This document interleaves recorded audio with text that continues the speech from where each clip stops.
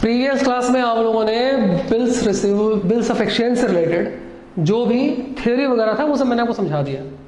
अब इस क्लास में आप लोग न्यूमेरिकल्स जितने हैं उन सब चीज़ों को समझिए। ध्यान समझिएगा बच्चा, बड़ा ही इंटरेस्टिंग चैप्टर है ये और इजी है। सबसे बड़ी बात कि इजी चैप्टर है ये। क्वेश्चन जरा से एक बार देखिए, सामने है कि 1 जनवरी को एक्स ने गुड्स बेचा है वाई को, कितने का? 50,000 का। On the same date, X draws a bill on Y for ₹50,000. Due after 3 months. 3 महीने के बाद बिल का पेमेंट करना है। Y ने बिल एक्सेप्ट कर लिया और इसे साइन करके रिटर्न कर दिया X को। X ने इस बिल को रिटेन किया। ध्यान दीजिएगा मेरा बच्चा, X retain the bill till the due date and Y meets the bill on due date. मतलब Y ने टाइमली बिल पे कर दिया। जैसे समझिएगा बच्चा ध्यान से, पहला X हो गया, मान लीजिए यहाँ Y हो गया। अच्छा, इसमें जो फॉर्मेट है बच्चा, जो जर्नल एंट्री का फॉर्मेट होता है वही रहेगा, date, particulars, ledger, folio, debit, credit. मैं यहाँ पे फॉर्मेट नहीं समझा रहा हूँ, मेरे ख्याल से फॉर्मेट आप सबको क्लियर है जर्नल का। सबसे पहले अब देखिए एक्स ने क्या किया है, एक्स ने गुड सेल किया है। तो बच्चों को गुड सेल करने की एंट्री आती है ना, किसको सेल किया है? वाई को। Y debit to sales account. कितना है अमाउंट? 50,000। नरेशन पास करना बहुत मुश्किल वाली बात नहीं है बच्चों को, कि गुड्स सेल किया है तो नीचे हो जाएगा गुड्स सोल्ड टू वाई। अगर एक्स ने गुड्स बेचा है तो यहां वाई ने क्या किया है? वाई ने परचेज किया है, तो वाई क्या एंट्री पास करेगा? Purchasers account debit to. किससे परचेज किया है? एक्स से। कितना? 50,000। पहली एंट्री सब बच्चों को क्लियर हो गई। गुड्स बेचा है, Y debit to sales. Goods खरीदा है, purchasers account debit to X. अब हमने गुड्स बेच दिया, मान लीजिए मैं एक्स हूं, मैंने गुड्स बेच दिया, अब मैं इंतजार में हूं, अब मुझे पैसा मिलेगा। वहां से पैसा में से कुछ नहीं मिल रहा है। क्या मिल रहा है? बिल मिल रहा है। मैंने एक बिल लिख के दिया, सामने वाले ने साइन करके मुझे वापस कर दिया। तो जब मुझे, अच्छा ये डेट भी है यहाँ पे ना, 1 जनवरी 2017, यहाँ डेट डाल दे रहे हैं तो डेट का आगे यूज है। यही 1 जनवरी को मेरा बच्चा यहाँ पे भी है। और आज ही के दिन मुझे बिल मिला। जैसे ही मुझे बिल मिलेगा मैं एंट्री पास करूंगा, bill receivable account debit to. किससे बिल मिला है? वाई से मिला है। तो मेरा बच्चा यहां पे हो गया ये। मेरे लिए बिल रिसीवेबल, मेरे लिए असेट है ये। अच्छा, वाई के लिए भी एसेट है? नहीं बच्चा, वाई के लिए लाइबिलिटी है। तो यहां पे ये एंट्री पास करेगा X debit to bills payable account.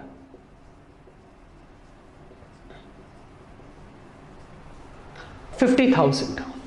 Okay, यहां पे लाइन खींच दें, ये लीजिए। क्लियर है? क्यों?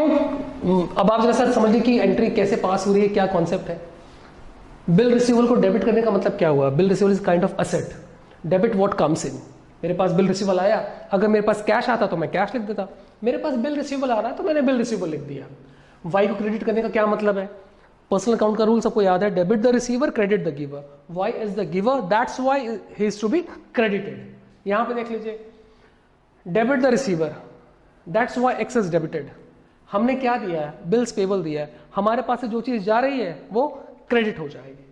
अब उसके बाद क्या है, ध्यान से देखिए, X retain the bill till the due date. हमने ड्यू डेट तक इस बिल को अपने पास रखा। ड्यू डेट कितना है हमारा? इस क्वेश्चन में यहां बोला है ड्यू डेट है आफ्टर 3 months। जनवरी, फरवरी, मार्च, 3 महीने बीत गए। 1 अप्रैल ड्यू हो गया। लेकिन इसमें यह होता है कि 3 दिन का ग्रेस डेज मिलता है। तो जो ड्यू डेट होगी बच्चा मेरा, वो हो जाएगा 4 अप्रैल 17। आप इस बात को फिर समझ लीजिए, ग्रेस डेज, ग्रेस डेज कितने दिन के लिए मिलता है? ये 3। एग्जाम में होता है ग्रेस मार्क्स मिलता था। 33 नंबर पे पास होना है, किसी बच्चे का 29 मार्क्स आ गया, प्रिंसिपल ने कहा अरे यार दे दो इसको 4 नंबर ग्रेस और 33 करके इसको पास कर दो। वैसे ही हमें 3 दिन का यहां पर ग्रेस देना पड़ता है। तो 1 जनवरी से लेकर जनवरी, फरवरी, मार्च 3 महीने बीत गए। नेक्स्ट क्या मंथ है? अप्रैल। अप्रैल में 3 दिन आप और जोड़ दीजिए, तो 1 + 3 4। 4 अप्रैल को क्या होगा? हमारे पास पैसा आएगा, हमारे पास से बिल चला जाएगा। हम एंट्री पास कर लेंगे, bank account debit to bills receivable 50,000, और ये अपने यहां एंट्री पास कर देंगे। इनके पास बिल आ जाएगा, bills payable account debit to bank account 50,000। पहला क्वेश्चन है, सब बच्चों को अच्छे से समझ में बात आ गई कि नहीं? गुड्स का बेचना, इनके लिए खरीदना, इनके लिए बिल रिसीव कर लेना, इनके लिए बिल्स पे करने के लिए कमिटमेंट कर देना। 3 महीने बाद जब हमें पैसा मिलेगा, हमने इस बिल को 3 महीने तक अपने पास रखा, तो हमने पैसा, बैंक पैसा आएगा, बिल चला जाएगा, इनके पास बिल आएगी और पैसा चला जाएगा। क्लियर है बातें इतनी? कोई दिक्कत तो नहीं है किसी को इसमें? अब अगला टॉपिक समझिए आप।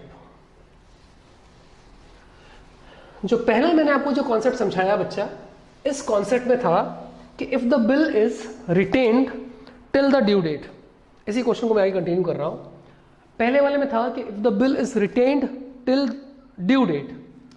दूसरा कॉन्सेप्ट है इसमें B, if the bill is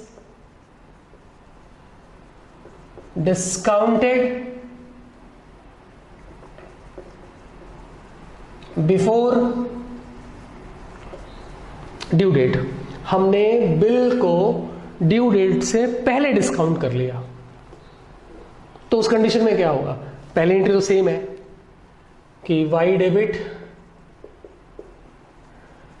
to sales account 50,000, इन्होंने बेचा है तो इन्होंने खरीदा होगा। Purchases account to X. फिर है सेकेंड, बिल मिलेगा, B R account debit to Y 50,000, X debit to bills payable 50,000। अब देखिए ध्यान से थर्ड वाले में, if the bill is discounted before due date. मान लीजिए मैंने आपसे कहा था, वाई ने मुझसे कहा था कि सर 3 महीने बाद हम आपको पे कर देंगे। मैंने कहा तो ठीक है, अभी 1 ही महीना बीता है, जनवरी सिर्फ बीता है, और मुझे पैसे की जरूरत पड़ गई। अब मुझे पैसे की जरूरत पड़ गई तो मैंने वाई को अप्रोच करना बेकार है, वो तो 3 महीने बाद ही पैसा देगा ना मेरे को। मैंने क्या किया, मैं इस बिल को लेकर बैंक में चला गया। बैंक वालों से मैंने कहा कि यार 50,000 का बिल है, आप एक काम करो, इसको डिस्काउंट कर दो, अगर कुछ डिस्काउंट काटना है तो आप काट लीजिए। तो मेरे को ये फायदा होगा कि मुझे बिल का पैसा 2 महीने पहले मिल जाएगा। बैंक को क्या फायदा होगा? बैंक के पास पहले पैसा रखा ही हुआ है, वो डिस्काउंट कमा लेगा मुझसे। कैसे कमा लेगा समझिए ध्यान से। एंट्री हम पास करेंगे, बैंक अकाउंट डेबिट। मान लीजिए मैंने करवा लिया है ये 1 फरवरी को, bank account debit discount charges account debit to B R. मेरे पास से 50,000 रुपए का बिल चला जाएगा। किसके पास चला जाएगा? बैंक के पास चला जाएगा। मान लीजिए हम लोग का रेट ऑफ डिस्काउंट है 12%। 50,000 का 12% 2 महीने के लिए। 2 महीना कहां से आया?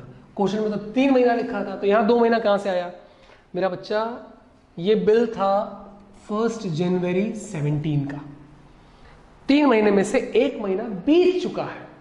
कितने महीने बचे हैं? 2 महीने। बैंक को जो पैसा, बिल जो का पैसा जो मिलेगा वो कब मिलेगा? अप्रैल में मिल जाएगा, 1 अप्रैल को। तो बैंक मुझे सिर्फ 2 महीने के लिए उधार दे रहा है, इसलिए 2 महीना यहां लिखा गया है। ये cancel and this will be 1000। तो मेरा बच्चा बैंक क्या करेगा? 1000 रुपए काट कर मेरे अकाउंट में 49,000 मुझे पकड़ा देगा। अच्छे से समझ लीजिए, आंख फाड़ के। बैंक अकाउंट डेबिट, मेरा अकाउंट बढ़ जाएगा 49,000 से। क्यों? क्योंकि बैंक ने 1,000 रुपए का डिस्काउंट काट लिया है 50,000 रुपए पर 2 महीने का। 3 महीने का बिल था, 1 महीना मैं बिता चुका हूं, तो बचा कितना? 2 महीने। इन 2 महीनों के लिए डिस्काउंट उसने काट दिया। क्लियर? ये एक्स की बुक है, ये वाई की बुक है। वाई की बुक में क्या एंट्री होगी? वाई की बुक में हम लोग लिखेंगे एक मूवी का नाम, नो एंट्री, है ना, किसी मूवी का नाम, नो एंट्री। इसकी बुक में कोई भी एंट्री नहीं होगी इस टाइम पे। तो इसके बुक में एंट्री कब होगी? ये बंदा जब ड्यू डेट आएगा उसके पहले पैसा वैसा देने वाला नहीं है। ड्यू डेट कब है? 4 अप्रैल को। ये क्या करेगा? जब आएगा 4 अप्रैल तब ये बैंक इसके पास पहुंचेगा और ये एंट्री पास कर देंगे, bills payable account debit to bank account. इनको पे करना है, he will have to pay how much? 50,000। पूरा 50,000 इनको पे करना पड़ेगा। आप सब लोगों को अच्छे से बात समझ में आ गई कि नहीं? पहला वाला था मेरा बच्चा रिटेन्ड के लिए बेटा, दूसरा वाला था if the bill is discounted before due date. Third case समझिए, इसी क्वेश्चन को कंटिन्यू कर ले रहे हैं। थर्ड केस है if the bill is endorsed, ठीक है। थर्ड है C case, if the bill is endorsed. हमने बिल को किसी थर्ड पार्टी को एंडोर्स कर दिया, मान लीजिए एक्स है, वाई है। मेरा बच्चा पहली दोनों एंट्री बेटा सेम रहेगी, इसमें कोई चेंज नहीं है। तो first A and B, this is considered A and this is B, A and B will be the same, there will be no change. The change will be start from the third. Endorse का मतलब क्या हो रहा है? मेरे पास bill पड़ा हुआ है कितने का भैया? 50,000 का। पैसा तो मुझे 3 महीने बाद मिलेगा। उसी के बीच में दौरान मेरे पास मान लीजिए जेड आ गया, अरे सर मेरा पैसा दिए, मेरा पैसा वापस करिए, इतना दिन हो गया। मैंने कहा बेटा पैसा तो नहीं है। उसने कहा सर कुछ भी दीजिए लेकिन हम खाली हाथ नहीं आएंगे, यहां से खाली हाथ वापस नहीं जाएंगे, आए हैं तेरे दर पे कुछ लेकर जाएंगे। तो मैंने भी क्या किया, मेरे पास एक बिल था, मैंने वो बिल ही उठा के दे दिया। मैंने कहा ले भैया तू दर से खाली हाथ मत जा, कुछ लेकर ही जाओ तुम यहां से। तो जब मैंने बिल दिया है, किसको दिया है? I am endorsing bill to Z. तो मेरा बच्चा Z debit to B R. आप सभी लोग जैसा बच्चे इस चीज को अच्छे समझ लिए बेटा। जब हमने इस बिल को बैंक से डिस्काउंट कराया था तो मैंने एंट्री पास की थी bank debit discount charges to B R. Ultimately मेरे पास से बिल जा रहा था, इसलिए मैंने बी आर को क्रेडिट किया था। बिल आज भी जा रहा है मेरे पास से, क्लियर? आज भी बिल जा रहा है मेरे पास से। लेकिन उस बार जब बिल मेरे पास से जा रहा था तो मेरे पास इतना पैसा मेरे अकाउंट में आया था। आज जेड को मैंने डेबिट कर दिया। कभी मैंने जेड को क्रेडिट किया होगा तो मुझे उसको पैसा देना रहा होगा, आज मैंने जेड को डेबिट कर दिया। इनकी बुक में कोई मतलब नहीं है, आप बिल किसी को भी दीजिए आप, ठीक है? आप ओबामा को बिल दे दीजिए, इसको दे दीजिए, उसको दीजिए, हमसे मतलब नहीं है। ड्यू डेट को जो हमारे पास आएगा बिल लेके हम उसको पेमेंट करेंगे। ये पेमेंट कब करेगा? ये मेरा बच्चा पेमेंट करेगा अपने ड्यू डेट पर, and the due date is 4 April 17. So he will pay the same entry on due date. Means bills payable account debit to bank account. The amount will be 50,000.